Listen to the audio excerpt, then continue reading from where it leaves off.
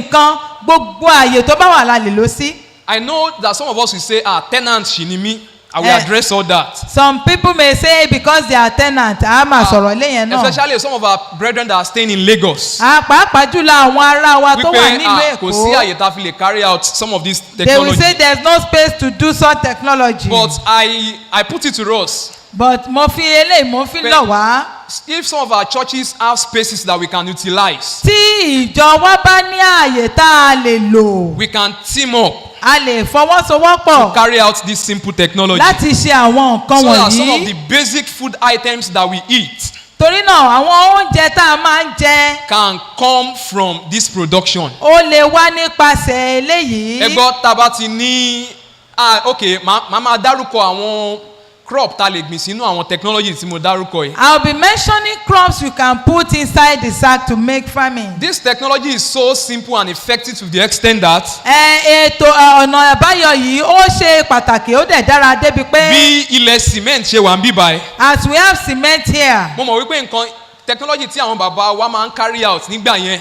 I know the technology of our fathers in those days. Ṣé wọ́n lè gbin nǹkan sí orí cement báyìí? Can they plant on this cement? No. Dá mi lóhùn. Rárá. Kò possible. It's not possible. But with this technology. Ṣùgbọ́n pẹ̀lú nǹkan tá à ń sọ̀rọ̀ rẹ̀ yìí. Fún àwa tá a ní ilé. For us that has house. Tó bá tẹ̀lé pé a ti cement gbogbo surroundings wa. Even you have cemented all your environment. We can still carry it out in our compound. A tún sì lè gbin nǹkan nínú ọgbà wa. Instead of wasting those spaces away. Kàkà kí a máa fi àwọn àyè yẹn ṣòfò dànù. Á dẹ̀ máa jẹ́ kí oúnjẹ wà available for us every week. And it will give us food every time. So we call it every available space. A máa ń pè ní gbogbo àyè tó bá ti wà. Gbogbo àyè tó bá ti wà ní ọ̀tún ní òsì ní everywhere we should be growing something. Every available space we must grow something. Kí ni a dẹ̀ ń kojú ìjà against? What are we going against? Ìyàn ni. We are fighting against famine. Àwa náà lásán lọ́kàn wípé tí oúnjẹ bá ti kúrò nínú ìṣẹ́. We also said the other time that once you have food. Ìṣẹ́ ti bù ṣe nìyẹn. No more poverty. So we call it every available space. Àwa máa ń pè ní gbogbo àyè tó bá ti wà. So some of the crops that we can grow in this sack. Àwọn nǹkan tá a wá lè gbìn sínú àpò yìí. In tires. Nínú àwọn táyà. And in broken bowls. Tàbí àwọn ike wa tó ti fọ́. Number 1 we have yam.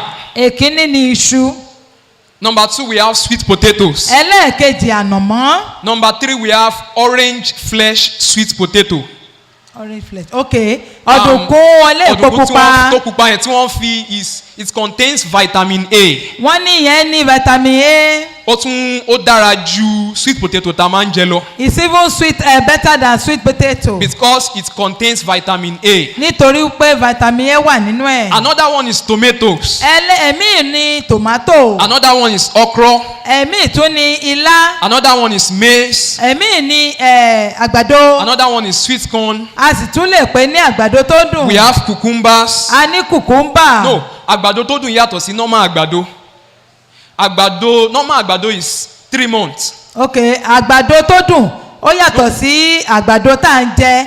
Èyí tá a máa ń jẹ déédéé yẹn oṣù mẹ́ta ni. But the sweet corn is 75 days.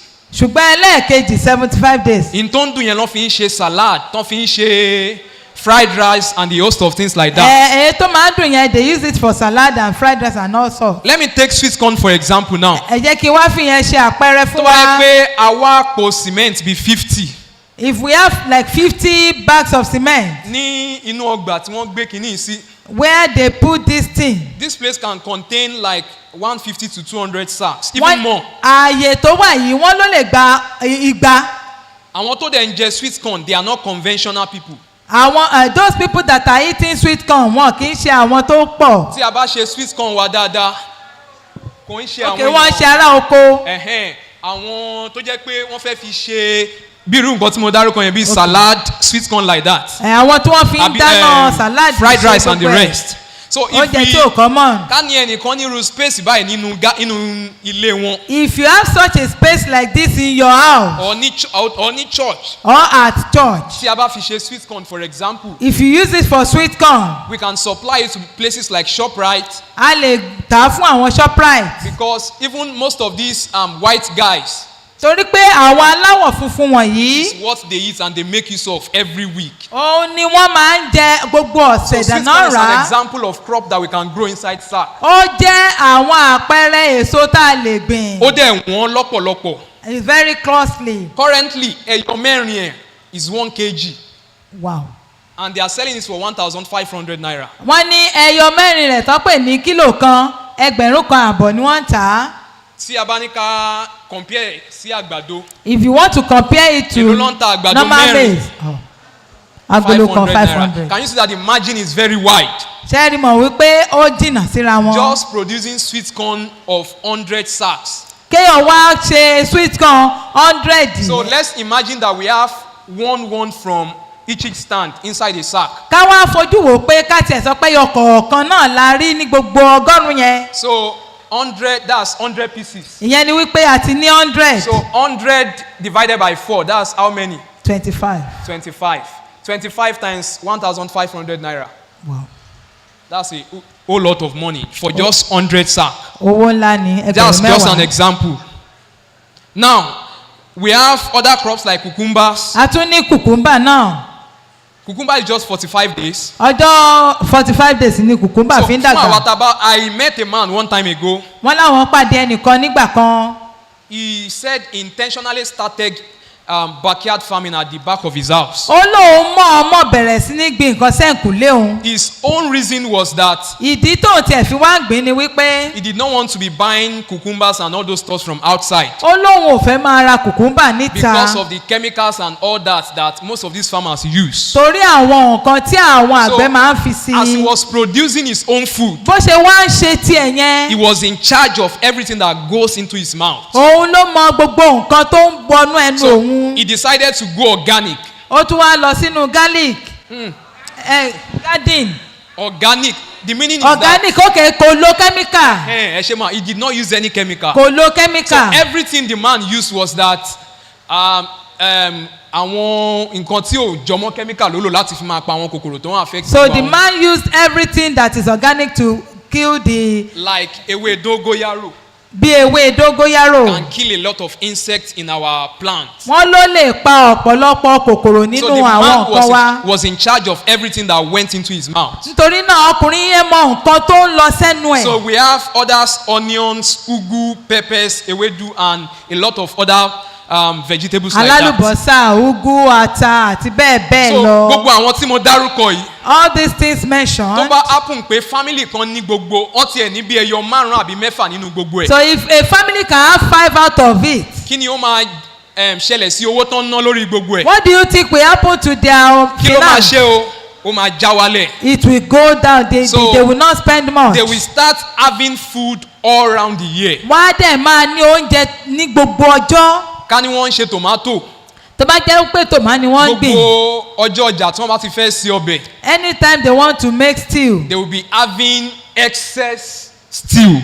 wọ́n á máa ní ọbẹ̀ tó pọ̀ nílé. So we have seen it like that. We have seen most of these things. A ti rí eléyìí. Now let's move. Ẹ jẹ́ ká tún tẹ̀síwájú. So some of the materials that we can use for sack farming. Àwọn nǹkan tá a lè lò fún Okay. alápò. Or before that, I've addressed the people that don't have space in their house. Mo ti sọ nípa àwọn tó jẹ́ pé kò sí gbàgbọ́ ààyè òpọ̀ ní ilé Or wọn. tó jẹ́ wípé wọ́n ń yálégbé. All their tenants. We can team up with, since we know that number one will be food sufficient and we get money from what we are producing. Níwọ̀n ìgbà tó jẹ́ pé a ti mọ̀ wọ́n pé nǹkan yẹn oúnjẹ máa pọ̀ a dẹ̀ máa ní nǹkan tá a máa ní lọ́wọ́. Ìgbà tá a bá dẹ̀ ti ní excess, that is when we can even think of selling out of what we have. Nígbà tá a bá ní tó tá a tún ní ṣẹ́kù lá máa ronú pé a fẹ́ tà.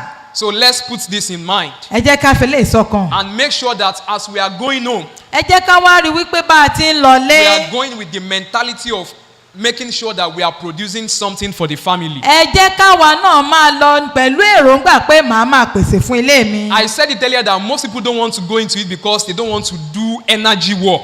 Mo sọ lẹ́ẹ̀kan mo ní ọ̀pọ̀lọpọ̀ ò fẹ́ ṣe nítorí pé wọn ò fẹ́ ṣiṣẹ́ agbára. We can source for guys around to help us set up the technology. A lè pe àwọn tó wà ní agbègbè wa kán wá bá wa ṣiṣẹ́ yẹn. And our duty is just to monitor it. Ohun tó kọ̀ọ̀kan wá ni pé ká bójútó wọn. Our children they will even be interested to take care of it. Àwọn ọmọ wa gan ó máa wù wọ́n láti ṣe.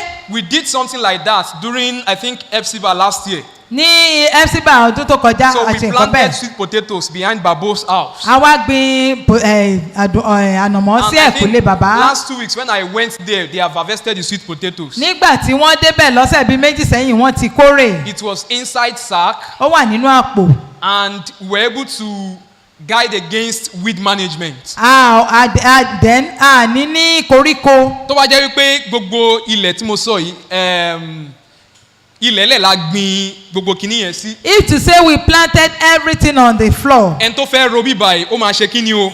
A ṣiṣẹ́ kó tó ro tán. Anyone that wants to weed it will swear. But if we are making use of this technology, Ṣùgbọ́n tá a bá ń lo alápò. a kàn lè máa lọ síbẹ̀ nírọ̀lẹ́ láti máa fi ọwọ́ tu gbogbo àwọn oko tó wà nínú sack yẹn. We will just go there and weed little things out of Even it. our little kids can do it for us because it's a means of exercise. Àwọn ọmọ wa gan lè ṣe torí wípé eré ìdárayá ni. Because they know that at the end they are getting results from what we are producing. Nítorí pé wọ́n mọ̀ pé nígbà tó bá yá èrè ń bẹ ń bẹ. So some of the materials that we can use for sack farming, Ara àwọn nǹkan tá a lè lò fún àpò. I've mentioned in number 1, I said sacks, tires and bowls. Mo ti broken sọ bowls. wípé a lè lo àpò, a Number lè lo 2. táyà àlòkù àti ike tó fọ́. We need loamy soil. A nílò ìlẹ̀dú.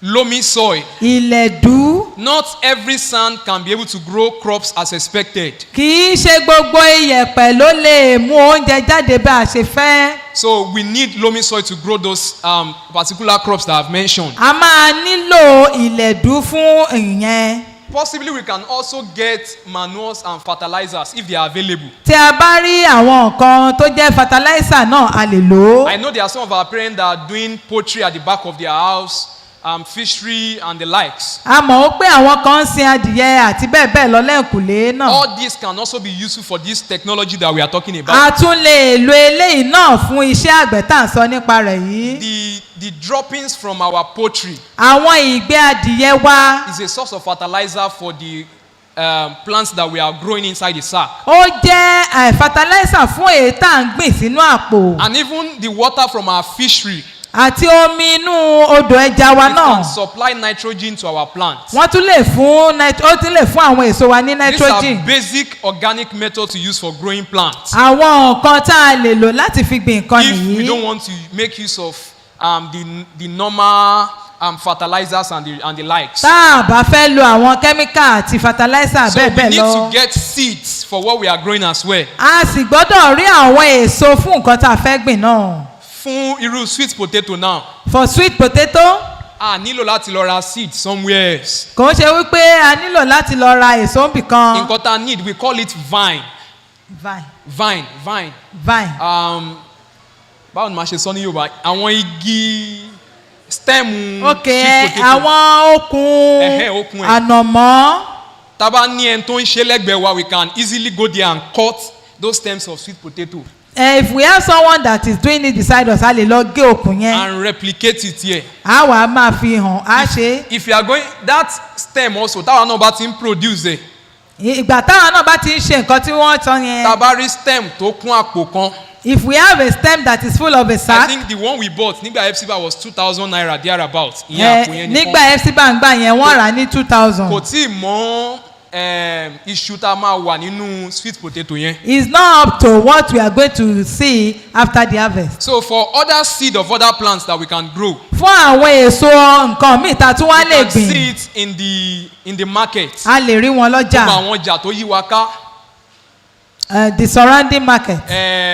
Èso ilá ni, seed ilá ni, seed ewédú, ẹ̀fọ́ and the likes. A lè rí ní àwọn ọjà yẹn. All those seeds can be found in the market. But for some of us that want to be eating exotic vegetables, Ṣùgbọ́n àwa tá a fẹ́ máa jẹ ẹ̀fọ́ tó dára like celery, broccoli and the likes, àti àwọn èyí tí wọ́n dárúkọ yẹn. there is a woman I met that is online. Okay, wọ́n ní ẹnìkan wà online. I still tried to call her number this morning, but it was not going through. Wọ́n láwọn ti gbìyànjú àti pè é ṣùgbọ́n kò tí ì lọ. Tá bá fẹ́ ra Let me take for example, taba wo seed tomato for example. If you see tomato seed for example. A máa rí pé seed tí àwọn tomato tí àwọn bóyá bí àwọn Kútọ̀nù àbí àwọn Haúsá tí wọ́n ń gbìn ó yàtọ̀ sí àwọn hybrid tomatoes now. Àwọn èso tomato yẹn oríṣiríṣi ni wọ́n yàtọ̀ síra wọn. Tábà tiẹ̀ ti dọ́jà ìyàtọ̀ máa wà ń bẹ̀. When you get to market you see the difference. We call some of them kerewa àti and the likes. Wọ́n ní kerewa náà ń pè wọ́n. Now place it beside the hybrid tomatoes now. Tàbá gbé sẹ́gbẹ̀ẹ́ hybrid tomato. Àwọn hybrid yẹn they can stay as long as 2 weeks 1 month tí ò dẹ̀ ní sí nǹkan tó máa ṣe wọ́n. Wọ́n láwọn yẹn lè pẹ́ bí oṣù kan àbí ọ̀sẹ̀ méjì tí ò sì ní rà. But when you talk of these conventional ones. Ṣùgbọ́n tá a bá sọ nípa tòmátà máa ń jẹ gangan. Within ọjọ́ mẹ́ta omi á ti máa ṣe kí ni o. Láàárín ọjọ́ mẹ́ta yóò ti rà. Tábà tiẹ̀ wá sè mọ́bẹ̀ gan a máa ti rí yàtọ̀ nínú méjèèjì. Bẹ́ẹ̀ni there will be a difference. Ọbẹ̀ kan máa thick ju ìkan lọ. One will be watery and one will be thick. So what this woman has done. Ohun tóbìnrin yẹn tó ń sọ yẹn ṣe. Is that gbogbo àwọn seed yẹn wọ́n gan. Those seeds are very costly. If you want to, some of them go as high as 50,000 naira, 150,000 naira. Wọ́n ní àwọn èso ti tòmá yẹn ó wọ́n débi pé ó tó ẹgbẹ́. She is trying to proclaim backyard farming. Òun náà ń gbìyànjú láti sọ nípa àgbẹ̀ ìkúlé. So what she has done is that she has simplified the price. Òun tiẹ̀ ti wá mú owó rẹ̀ wálẹ̀. So we can get seeds to plant in our garden as low as 2,000 naira tomato seed, 2,000 naira cucumber seed, 2,000 naira broccoli, 2,000 naira celery and the host of them. A lè rí òdiwọ̀n díẹ̀ rà ní gbogbo àwọn èso tí à ń sọ yẹn. So if we can get our contacts to produce all these things from our garden. Àwa náà lè pe obìnrin yẹn ká lè rí àwọn nǹkan yẹn rà níwọ̀n níwọ̀n. There are many of them like normal cucumbers, then we have Chinese cucumbers and all of them like that. A ní cucumber tó jẹ́ ìta àmọ̀ dáadáa tàbí ti àwọn Chinese. So this woman has simplified the price so that every family can produce something to eat for themselves. Obìnrin yìí ṣe débi wípé kò sẹ́ni tí ò ní lè ra nǹkan tí ó lè gbìn fúnra ara ẹ̀. And we can even sell them as well. Àwa náà sì lè tà á. So nítorí ìdí èyí. every of these plants that I have mentioned. Gbogbo àwọn nǹkan tí wọ́n ti dárúkọ yìí. there is technique to growing them. Ó ní bí a ṣe ń gbìn wọ́n. bí a ṣe ń gbìn iṣu ó yàtọ̀ sí bí a ṣe máa gbìn cucumber. The way you plant yam is different from cucumber. bí a ṣe máa gbìn tomato ó yàtọ̀ sí bí a ṣe máa gbìn sweet potato. The way you plant potato is different from sweet one. Let me take yam for example. Ẹ já mú iṣu fún àpẹẹrẹ. tí a bá fẹ́ gbìn iṣu sínú sack. You want to plant a yam in the sack. We just need to get a sack, maybe cement sack. A lè ní àpò sìmẹ́ǹtì. A mọ̀ wípé cement yẹn àwọn ìrúnrún cement tá a rà ó sì wà nú ẹ̀. Nǹkan àwọn ìṣẹ́kù cement. So number one thing that we need to do is to maybe we get like 50 sacks. A lè kọ́kọ́ ní àpò bí 50. We wash them. A fọ̀ wọ́n. After washing them. Lẹ́yìn tá a bá fọ̀ tán. We dry the sack. A jẹ́ kó gbẹ. tó bá ti gbẹ tán. After the dry. We get someone to fill. A máa get iyẹ̀pẹ̀. We get a loamy soil, right? Yes, loamy soil. Irú iyẹ̀pẹ̀ wo ni mo ní a máa get o. Ilẹ̀dú. Yeah, so tá bá ti rí iyẹ̀pẹ̀. When you find the sand. God has so much blessed us. ó yẹ pé kò síbi gbogbo ibi tá a máa ń dalẹ̀ sí. That soil is very rich in nutrients. Ẹ rí mọ̀ pé the place where we dump our refuse is rich in nutrients. Gbogbo èpo ẹyin tá à ń dànù yẹn is very rich in calcium. Wọ́n ní èpo ẹyin tá a máa ń dànù ó dára bíi calcium ní. Most of all this waste in our home can be used in our garden for producing food. All these things gbogbo nǹkan wọ̀nyí la lè lò nínú ọgbà wa. So iyẹ̀pẹ̀ tó wà nínú ibi tá à ń dalẹ̀ sí is very rich in nutrients. The place where you dump your refuse, the sand there is nutrient. A dẹ̀ lè lò láti fi grow whatever we are growing. We can use it to láti fi gbìn nǹkan tó bá wù wá. We don't need to source for fertilizers and all those things like that. A nílò láti wá fertilizer lọ mọ́. So after getting sand. Tá bá ti rí yẹ̀pẹ̀ yẹn. We get someone to fill up the sacks for us. A ní kọ́ bá wa kún gbogbo àpò yẹn. Okay, fún àwọn tó ń wo àwa nìkan là ń rí the technology is showing here ó dùn mí pé kò show fún àwọn èèyàn.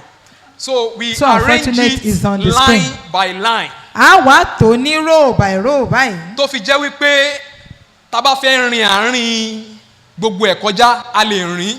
We can walk through the line. So we can have 10 sacks here another 10 follow, another 10 follow, another 10 follow, another 10 follow like a that. lè tó ní mẹ́wàá So, á fàyè lẹ̀. tó fi jẹ́ pé tá a bá fẹ́ rìn láàrin ẹ̀, if you want to do anything in our garden, tá a bá fẹ́ ṣe nǹkan kan nínú ọgbà wa we can do it effectively. a lè ṣe dáadáa. So after filling up the sacks, lẹ́yìn tá a bá ti kún àwọn àpò yẹn tán oh, before I leave there, kó tó di pé mo fi bẹ̀ yẹn lẹ̀. the way tá a ṣe máa bu iyẹ̀pẹ̀ iṣu ó máa yàtọ̀ sí bí a ṣe máa bu ti tomato. The way you fill the sack for tomato is different from yam. Kí nìdí? Yam is a root crop. Iṣu ó jẹ́ nǹkan tá à ń wà. So the way tí iyẹ̀pẹ̀ yẹn bá ṣe pọ̀ tó ní ṣí yẹn ṣe máa ṣe kí ni o. The more sand, the bigger the yam. Compared to crops like tomatoes, àbí ká wá fi wé tomato. we only need to fill cement sack. a kàn ra gbé iyẹ̀pẹ̀ dé ìlàjì báàgì ni. Nítorí pé òun ò ní kò ń ṣe bó bá ṣe jinlẹ̀ tó fruit la fẹ́ rí lára tomato. èso orí ẹ̀ la fẹ́ já. But compared to yam, ṣùgbọ́n fún iṣu. inú àpò yẹn láti máa ṣe kí ni o. láti wá iṣu jáde. So the sand has to be very much. So iyẹ̀pẹ̀ tí iṣu ó máa kún dáadáa. So some people use cement sack and they fill it to the brim. àwọn kan lo àpò sọ́mọ́ntì ó sì kún dẹ́nu. While others they like to use bigger sacks like àpò rice. àwọn míì máa ń lo àpò rẹsì. They lè fi result àwọn méjèèjì a lè compare pọ̀ mọ́ra wọn. You cannot compare the two together. Nígbà tí iṣu wọn bá máa jáde. By the time their yam will come out. I have 15 minutes more so I need to rush now. ìṣẹ́jú mẹ́ẹ̀ẹ́dógún péré ni mo ní. Now after filling up the sack, tẹ́ bá ti kún àpò yín. we now need to get our yam. a wá lọ wá iṣu wa. Maybe every part of yam can grow. gbogbo ara iṣu ló lè dàgbà. Àwọn iṣu tá a tiẹ̀ máa ń jẹ lẹ́gbàá tá a bá gé orí ẹ̀ tán. Especially the yam we eat at home when you cut the head. Orí ẹ̀ yẹn a máa rí pé tá a bá jù síbì kan kí ló máa ṣe orí yẹn. ó máa ń wù. A máa wù. So tá a bá mú ìyẹn gan tá a gbìn sí inú sack yẹn you will be surprised that it will grow into a bigger yam in the next 6-7 months. irú orí iṣu wa yẹn tá a bá kìbọnú àpò tí ó kún yẹn wọ́n ní láàrin oṣù 4 sí 7 yóò mú nǹkan gidi jáde. In fact, I saw a documentary. wọ́n láwọn tiẹ̀ rí ìkan. That person planted yam in like 100 sacks. wọ́n ní ẹnì yóò gbin iṣu sí bí àpò bí 100. And he said he harvested it in 5 months. ó ní àárín oṣù 5 ló dẹ̀ ká. Fún àwa tá à ń gbin iṣu oṣù mélòó ni iṣu máa ń lò. Àwọn ọmọ mi wà tó wá láti Èkìtì. Ọdún mélòó? Oṣù 9 ẹ ṣe mà. wọ́n ní oṣù 9 9 months. When this man tried his own out. but nígbà tí ọkùnrin yìí ṣe tiẹ̀. He said he used 5 months. oṣù 5 péré mà ní. And what is the technology behind it? kí ni nǹkan tó wá ṣe? Tí plant bá ti ń rí omi ní ojoojúmọ́. Okay, wọ́n ní tí ó bá ti when you water your plant. There is tendency for the plant to grow báwo ni wọ́n ṣe put it now. kíákíá. ó máa tètè grow ju normal ìgbà tó yẹ kó lò lọ. it will grow faster than the normal time. In fact tí cassava bá rí omi tá à ń irrigate ẹ̀ ń gbogbo ìgbà. wọ́n ní tí ẹ̀gẹ́ tó bá rí omi dáadáa. compared to ọdún kan oṣù 9 tó máa lò. láàgá wá fi wé ọlọ́dún kan àbóṣù 9. It can be ready in 7 months thereabout. wọ́n ní láàrin oṣù 7 ó ti ṣe tán. Because there is availability of water. nítorí wípé omi wà. ẹ rántí Genesis tá à ń sọ Genesis chapter 2 tá a sọ lẹ́ẹ̀kan. remember Genesis chapter 2 nígbà tí Ọlọ́run dá ọgbà àjàrà yẹn fún wọn tán kí ló tún fi kún o. when God made the omi yard. he made water pass through the garden. wọ́n ní ó jẹ́ kí omi gba àárín ọgbà yẹn kọjá. Adam and Eve they were having something to eat all around the year. Ádámù àti Éfà wá rí oúnjẹ jẹ ní gbogbo ìgbà. So nítorí ìdí yìí. food production should not be seasonal. kò gbọdọ̀ jẹ́ onígbà kan. Because hunger is not seasonal. torí wípé ebi ò ní gbà. bí kò ṣe sí òjò fún bí oṣù 4-5 yìí. as there is no rain for 3, 4, 5 months. wọ́n yẹ pé kò sí àwọn tí wọ́n yàtọ̀ sí pé there are people that are into storage business. àwọn kan tiẹ̀ wà tó jẹ́ pé wọ́n níbi tó ń kó pamọ́ sí o. tó bá yẹ pé there are some people that are not painstakingly making sure that they produce food with irrigation. tó bá jẹ́ pé àwọn kan wà tó jẹ́ pé wọ́n ò fi ara jìn láti máa pèsè oúnjẹ. we will be feeling it much. a mọ̀ pé ebi ń bẹ. I'm gonna read some of our people that are going to where there is big river. In fact ní ọ̀nà yìí àwọn Hausa kan wà níbí báyìí. They are loading out okra in bags every week. On this road there during are this dry people season. here making okra wọ́n ní níbi ọ̀nà àkùrọ̀ báyìí ni. If you see them going out, they go as high as 30 bags, 20 bags per day per week. wọ́n ní ká má sọ jù pé láàrin ọ̀sẹ̀ wọ́n á rí 30 àpò. Because there is availability of water. torí wípé omi wà So níbẹ̀ when we bí are talking àkùrọ̀. about garden, there must be water readily available. tí a bá ń sọ̀rọ̀ nípa ọgbà ẹ̀kúnlé omi gbọ́dọ̀ máa wà. If there is no, if we don't have any hose or any irrigation material to irrigate our garden, tí a bá tiẹ̀ ní òsì tá a lè fi máa wẹ́ẹ̀tì we ọgbà wa. can be using buckets every evening or very early in the morning to water the garden. a lè lo bọ́kẹ̀tì láti fi bu omi sí ọgbà wa láàárọ̀ àti ìrọ̀lẹ́. So after getting the filling up the sack for the yam, tí ẹ bá ti wá kún àpò yín fún iṣu. we will then plant our yam. a wá bẹ̀rẹ̀ sí gbìn. Fún àwọn tá a fẹ́ ṣe like 50-100 sacks. for you that wants to do like 50-100 sacks. There are places like IITA where we can get viable yam seeds. ibi tí a ti lè rí iṣu tó dára rà òun náà ni wọ́n dárúkọ IITA. They sell quality and viable seed yams. àwọn máa ń ta èbù iṣu tó dára tí ó sì máa dúró. And there is connections to them. If Wọ́n there are sì some of ní- us that need. àwa tá a bá nílò ẹ lè rí wọn. So we can after filling up the sack we just dig hole inside the filled sack. wọ́n ní tá a bá ti kún àpò wa tán a wá dá ihò sí àárín ẹ̀ báyìí. And we plant the yam. a kì iṣu wa bọ̀. Within few days. láàrin ijọ́ díẹ̀ Àti máa rí i pé iṣu yẹn ti ń ṣe kíni o, ó ti ń jáde. a ti máa jáde. But for other vegetables like tomatoes and cucumber, fún àwọn ewébẹ̀ tó kù bíi kùkúmbà bíi tòmátò we don't plant them that way. a ní gbìn wọ́n bẹ́ẹ̀. There's something we call nursery. a máa ń pè kan ní nursery. So ibẹ̀ la máa kọ́kọ́ gbìn wọ́n sí ká a tó wá kọ́kọ́ gbìn síbì kan. bí àwọn màmá wa tó máa ń gbìn ẹ̀fọ́ àti ewé ẹ̀fọ́ náà wọ́n á gbìn wọ́n á bá síbì kan, let me use that language. So kó tó di pé wọ́n transplant ẹ̀ sí inú àpò tí wọ́n fẹ́ gbìn sí. so you will first make a nursery before you transplant. So ọ̀nà méjì dẹ̀la lè gbà ṣe yẹn. you can do that in 2 ways. Nígbà tá a bá ṣe baby bed. when you make your hips like oníbàwọn bed màmá wa ṣe máa ń ṣe wọ́n máa fọ́n sí orí ẹ̀. they will just spread it on wọ́n wá the fi ewé bò ó. they will cover it. But for those of us that want higher technologies, ṣùgbọ́n àwa tá a fẹ́ kó tètè ṣe. we call something nursery trays. nursery Trays. Tray. The tray. okay nursery tray. We fill it up with component like a máa ń pè ní cocoa peas and the likes. àwọn máa ń fi cocoa peas So a lè fi sílẹ̀ yẹn gbìn if we don't want to use the normal ground. tí a ò bá fẹ́ lo ilẹ̀ lẹ̀. So méjèèjì máa lo 21 days àti tán gbìn sílẹ̀ àti tán gbìn sínú tray. both will spend 21 days But both the on the nursery bed or the nursery tray. The difference between the two. ìyàtọ̀ tó wá wà láàrin méjèèjì. In tá a gbìn sínú tray yẹn will give us like 99% of germination. wọ́n ní èyí tẹ́ gbìn sínú tray tí wọ́n ń tà yẹn ó máa fún wa ní 99%. But in tá a gbìn sí inú lẹ́lẹ̀ yẹn ẹ mọ̀ pé àwọn kòkòrò máa ti ṣá díẹ̀díẹ̀ jẹ́ ń bẹ̀, so we can have like 50% germination. tá a bá wá gbìn sí inú ilẹ̀ ẹlẹ̀ tá a dà sórí bẹ́ẹ̀dì yẹn But because ìyẹn it's a 50% garden and it is what we want to eat, ṣùgbọ́n torí pé ó jẹ́ ọgbà nǹkan tí pé a and fẹ́ we jẹ́ ṣe ni sílẹ̀, then we transplant it from there to inside our sacks. you can put it on the floor lẹ́yìn yẹn á wá gbé a kó sínú àpò tá a bá lò. Tomato for example is a 3-month crop. Tomato jẹ́ olóṣù Lẹ́yìn ìgbà mẹ́ta. tó bá lo 121 days ní ilẹ̀lẹ̀. after 21 days in nursery a lo roughly 2 months ní inú àpò wa. wọ́n ní yóò wá tún lo oṣù méjì lórí then from àpò there fún the next 1 month. lẹ́yìn fún oṣù kan sí a máa jẹ tomato every week. we will be eating tomatoes every week.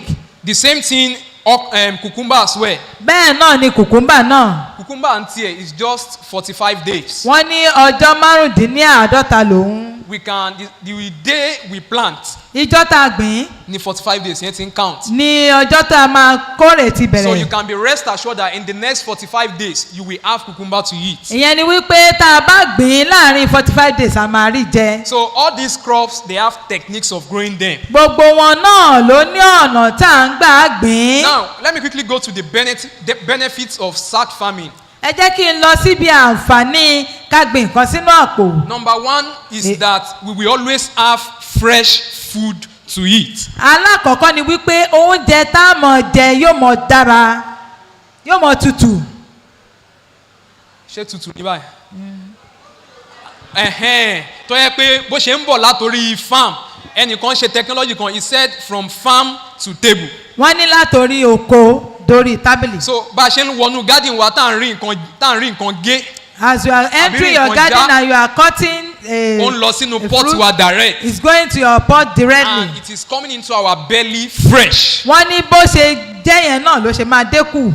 tí gbogbo ó dáa. some of our mothers here that into garden they can bear me witness that it is good to eat fresh food. ẹnì mọ̀ pé ọ̀pọ̀lọpọ̀ wa ló máa ń wù láti jẹ èso tó dára. now another thing is it will save us money. ẹlẹ́ẹ̀kejì ni wípé kò ní ná wa lówó. tí gbogbo family kọ̀ọ̀kan tó wà níbàyẹ̀ tán bá ṣírò iye táwọn fi ń ra tomato ata onion ilá àti gbogbo àwọn nǹkan yẹn every week. if we can calculate how much we spend on tomato okra every week.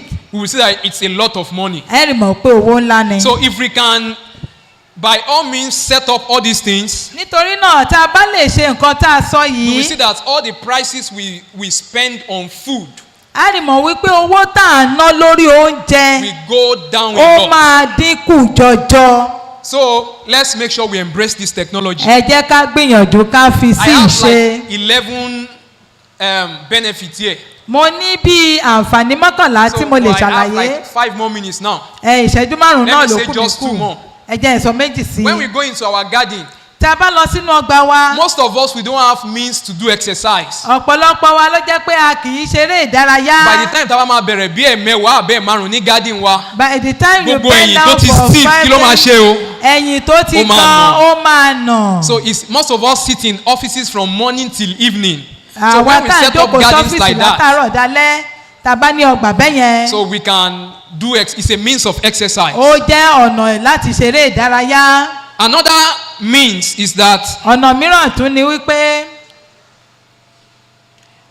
it can help you cultivate food even in a cemented area as ó I said tún earlier. lè jẹ́ kí ẹ ní oúnjẹ bó tilẹ̀ jẹ́ pé ẹ ti rẹ́ ilẹ̀. fún family tó ti cement gbogbo ilé wọn. for families that have cemented all wọ́n máa their rò pé àwọn ò garden. lè ṣe but what can they do they just have to buy sand or go and pack sand anywhere and arrange the sacks and start planting. kí wọ́n má sọ pé àwọn ò lè ṣe ẹ̀kan lọ ra iyẹ̀pẹ̀ kẹ́ẹ̀dẹ̀ ra àpò kẹ́ẹ̀dá sí so kẹ́ẹ̀dẹ̀ máa gbìn nǹkan lọ. as we do all, let me stop there as we do all this. bí a ti wá ń ṣe eléyìí. we will see that our families will be self-sufficient. àwọn ẹbí wa a ó máa ní tó. we will be having food to eat all the time. gbogbo ìgbà lámọ̀rọ̀ oúnjẹ jẹ. it will not only having food it will be fresh. a tún máa fresh. and we will also be having much. ẹ gbọ́ ẹni tó rí tomato bíi 2 buckets tó kún ṣé gbogbo ẹ̀ ló máa jẹ tán lọ́jọ́ kan. rárá o. the person can sell or can it's a means of also giving out to our communities. àwa pàápàá tún lè máa fi fún àwọn ará àdúgbò wa. ẹni tó ti yó ló máa rántí kó n fẹ́ ṣe kí ni o. when you are belleful you remember to give out. thank you very much I don't know if you have question. tí a bá ní ìbéèrè.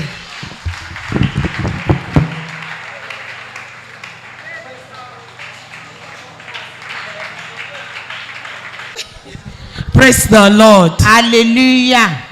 Èmi fẹ́ bèrè torí èmi ṣe àgbẹ̀ dáadáa. I want to ask because I'm a farmer. But I discovered that my tomato they did not come out well this section. I want to know maybe it's the product or where I bought it or is there any specific place that lè rà dùgbẹ́ ni mo ti lọ rà o níbi tó ti ń tà ilá mi náà dẹ̀rẹ̀ wọ́n sọ pé 40 days ilá yẹn náà ò jáde so bóyá bí tí mo ti rà ni then mo ra ewédú kan ìgbà tí mo dà sílẹ̀ koríko tó wù ń bẹ̀ ó pọ̀ ju ewédú lọ àwọn míì tó tún wá jẹ́ ibi tá à ń gbé ẹran pọ̀ tá a dẹ̀ fẹ́ ṣerú fámì yẹn kí ni nǹkan tá a lè ṣerú èmi mo ṣe net but ìgbà míì wọ́n máa ń yá so kí la lè. question mẹ́ta. okay number 1 mo sọ fún wa lẹ́ẹ̀kan wípé ibi tí a ti ń get seed wa ó wà very very important a lot of àwọn ayédèrú seed òun ló wà everywhere káwọn èèyàn ṣáà lè rí owó pa so they are doing a lot of means to make sure they are selling so for example me now let me give an example nígbà Fún àpẹẹrẹ. àwọn seed yẹn they have what we call filial generations. Some feed have filial generations. so gbogbo àwọn seed yẹn táwọn èèyàn bá ṣe ń ka ní fáàmù wọn wọ́n á máa tà á. As they are cultivating it, they will be selling it. So ẹlòmíì generation yẹn ti máa lọ bí 5-6. So the generation has been maybe 5 or more than generations. So as the generation is going, the viability will be reducing. Ama wo pé jìbìtì ní ẹni ìlú mi, not knowing that it is the viability of the seeds. So it's ló ti kú. So we need to be very sure of the place we are buying our seeds. Ká dẹ̀ máa béèrè ìbéèrè lórí seed ìtara. I think that will say ó lè jẹ́ nǹkan tó ṣẹlẹ̀ nìyẹn. Then another thing is the soil.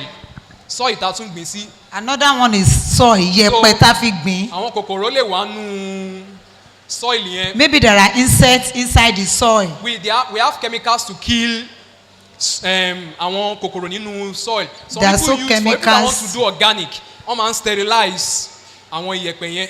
So àwa ò ní lè lo gbogbo àwọn nǹkan yẹn, but there are chemicals to kill germs or insects inside the soil. There are chemicals to use. Àwọn nǹkan wà tá lè lò láti fi pa àwọn kòkòrò nínú yẹ̀pẹ̀. Then on that as well, ní third question tẹ́ béèrè, ẹni àwọn ẹran wà ládùúgbò tó máa ń jẹ, we can devise a means by doing tabale stress ara wa, let me use that word, a lè lo bamboo láti fi ṣe fence. So it will not be easy for. We can use bamboo to do the fence. Ẹran tó bá stubborn tó kó tó sọ pé òun fẹ́ yọ bamboo, ó máa á ṣiṣẹ́ dáadáa.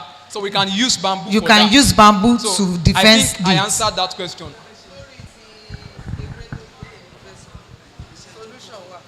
Okay.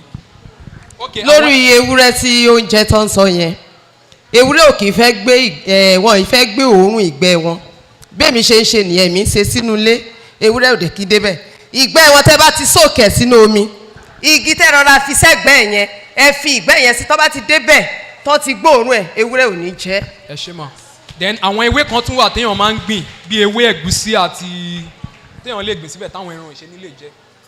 Praise the Lord. Hallelujah. Question tèmi ni pé mo gbìn potato, mo gbìn pẹ̀lú mo kàn try ẹ̀ ní pẹ̀lú 5 sacks and the leaves are coming out. So I want to ask how many days ni potato fi ń dàgbà? Potato is 3 months ma. 3 months. Okay, after the planting, can I replant with the stems that are on my sack? Inside other sacks. Yes. Bó ṣe mo sọ lẹ́ẹ̀kan, mo ní bó ṣe ń wù, a tún lè lọ máa gé. Ká tún máa lọ, it's a means of expanding our farm. So nílò láti lọ máa rà sí nínú gbogbo ìgbà. What about the sand? Can I still use the sand? The sand? Yes. Yes. Okay, another one is the watermelon. What will I use to plant it? Watermelon. Is it the seed or? Is the seed. The seed. That woman I mentioned can, and there are seeds. For those of us in Ibadan, ní Ògùnpa, a lot of agro stores are there that they sell hybrid seeds. Okay, we cannot use the natural one in the watermelon. From it can grow, but gbogbo nǹkan tá bá ti face in there, we need to bear it. It's 50-50. Praise the Lord. Hallelujah. Ìgbà tí wọ́n kọ́ wa lẹ́ẹ̀kan, wọ́n ní èèyàn kan ń lo igi dóngó for prevent insect tó bá ń jẹ àwọn kìnìún. Báwo la ṣe lè lò? Igi òun gan lélẹ̀ mi tẹ̀wọ̀n kó wà mí báyìí. Now tá bá ti já ewé yìí, we just have to soak it for like 3 days sínú omi. Ewé a máa soak ẹ̀. Àwọn míì máa ń lo omi gbóná tó wọ́n á boil ẹ̀. So nígbà tó bá yẹ pé a boil ẹ̀ ni, tó bá ti tutù, a máa fill it up sínú bóyá bottle àbí sprayer tank and we spray it on the. Kò ń ṣe bí ó ṣe gbóná yẹn o, ó máa tutù. Ṣùgbọ́n tó bá yẹ pé omi tutù ni, we let it settle for like 3 days. Nígbà tó bá settle gbogbo nǹkan ara ẹ̀ á ti toró. So tá bá ṣe pick it up, it can kill any insect organically. Thank you ma. Adébẹ́fà ìgbà èèyàn méjì sí ìbéèrè fún èèyàn méjì. 2 more questions. Lẹ màmá ẹ máa bọ̀ mà. Màmá.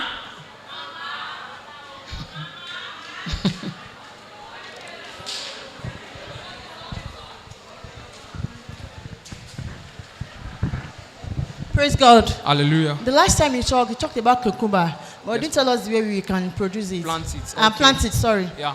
Thank All you. right. Thank you, ma. Planting cucumber, you just have to buy hybrid seeds. I think one sachet is around 15,000 naira. And it contains 1,000 naira seed. I'll be 1,000 seeds. So just basically get the seeds. Then your sack is ready. just remove the. Some people used to do nursery, but it's not necessary.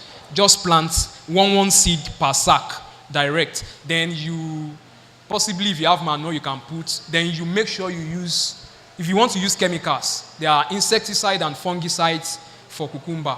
But if you want to go this method, it can also work. But limit organic. In Nigeria currently, we don't have people that practice organic 100%. Because àwọn kòkòrò kan wà tó yẹ pé téèyàn bá lo organic, agbára wọn kì í ṣe kí ni, kò kì í ká. So they have to go 50% or thereabouts organic and still add the inorganic ones. So we can buy insecticide to treat insects and fungi every week. We spray 2 times. Maybe when you spray on Monday, you spray on Thursday again. So then basically in the next 45 days, you start eating your cucumber. Yeah. Oyama. Nǹkan tí mo fẹ́ béèrè ni wípé ṣé nígbà tí ó jẹ́ pé kò sí potato, ewé potato ní àdúgbò, ṣé èèyàn lè ra potato kó gbìn kó máa wù jáde? Potato tá à ń jẹ ìyẹn ò lè wù. Bẹ́ẹ̀ ṣe ń lọ ní Ògùnmákin, gbogbo àwọn tábà wo àyè òkè kò ń ṣe gba òjò láwà. Tó bá yẹ pé gba òjò ni ẹ máa rí ewé potato everywhere. Ẹ lọ síbẹ̀ kẹ́ bóyá ẹ máa rà lọ́wọ́ ẹni àbí ẹ máa gé kẹ́ máa gbé lọ sí ibi tẹ́ ń lọ. Ìbéèrè tí mo fẹ́ béèrè ni pé àlùbọ́sà wa tá a bá gbìn sínú bò. Bẹ́ẹ̀ni ma. Ìgbà wo ni a máa fi harvest ẹ̀? Onions too I think is like 3 months thereabout. Be 3 months náà ni onion. Gbogbo àwọn vegetables they are short duration crop tó di pa harvest ẹ̀. All right. Only phone number was 081 007. Ó yẹ mú pépà yín jáde àti báírò.